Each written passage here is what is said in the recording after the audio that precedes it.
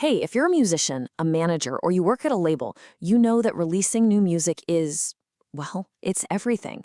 But what if I told you the way most people do it is actually holding them back?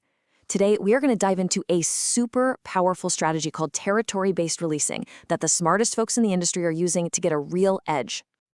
So, let me just ask you this. When you've got that new track all shiny and ready to go, is your first instinct to just hit release and blast it out to the entire world on the same day? Come on, it's what most of us do, right? It feels like the biggest splash you can possibly make. But what if that big splash is actually a belly flop? What if I told you that by doing that, you're probably leaving both cold, hard cash and that crucial make or break momentum just sitting on the table? Yeah, really. And this brings us to what I like to call the global release mistake. Now look, it's not that it's fundamentally wrong, but in today's crazy streaming world, it's just not the smartest way to play the game anymore.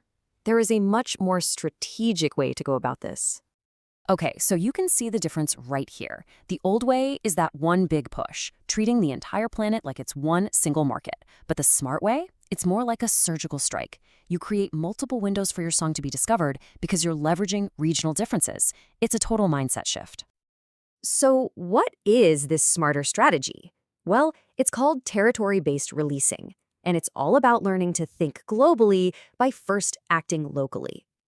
So what does that actually mean in plain English? It means you stop using the one-size-fits-all approach.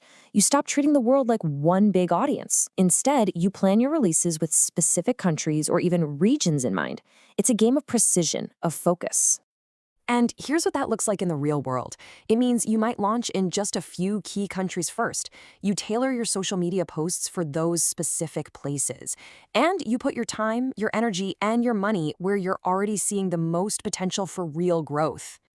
Okay, this all sounds good in theory, but why does it work so well? Well, the answer is pretty fascinating, and it all comes down to how people actually listen to music around the world. And spoiler alert, it is not all the same, not even close. You see, you gotta remember that every single country is its own unique musical ecosystem. A track that's huge in the US might get zero love in Japan.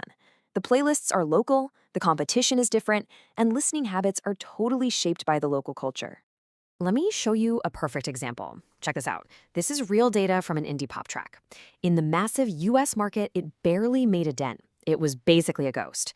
But look at Germany and the Netherlands. It absolutely exploded. If they'd done a standard global release, this amazing success story would have just been buried by those poor US numbers. And that is why targeting smaller territories first can be an absolute genius move. In places like the Netherlands or the Nordic countries, there's often way less competition. It's easier to get on those big, important playlists, which means you move up the charts faster, and you send these incredibly strong, positive signals to the streaming algorithms. And that, my friends, is how you create an algorithmic domino effect. It's beautiful. You prove your track as a hit in a smaller, targeted market, like, say, Sweden.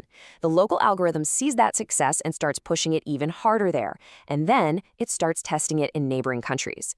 All that proven data encourages the platform to start pushing it more widely across the globe. You're basically using regional success to build an undeniable case for global promotion. Now, this strategy isn't just about getting more streams and making the algorithms happy. No.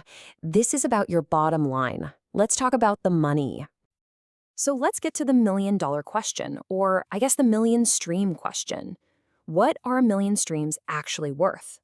The answer is going to surprise you because it has everything to do with where those streams come from. Just look at these numbers.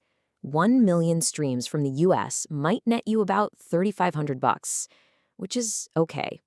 But those exact same million streams from Germany, now we're talking $5,000. And from Norway, that could be $7,000 or even more. By focusing on these high payout territories, you directly boost how much money you make from every single stream. It's a no-brainer. Okay, so you've seen the why, you get the financial incentive, so now let's get practical. How can you, right now, as an independent artist or a small label, actually start doing this today? Here it is, your 6-step action plan. First, you analyze your data. See where people are already listening. Second, you identify the countries where you're doing the best. Third, you research the key local playlists and blogs in those places. Fourth, and this is important, schedule your posts based on their time zones, not yours. Fifth, pitch your music directly to those specific regional playlist curators. And finally, once you've got some real traction, you expand to your next target. Simple as that. When it comes right down to it, it all boils down to this one powerful idea. You're not just throwing music out into the void anymore. With this strategy, you are turning geography into your greatest leverage. So the only question left is the one you see right here. I want you to stop thinking of it as one single global release. Instead, I want you to start thinking of it as a series of strategic moves on a world map. So tell me, where are you going to build your empire first?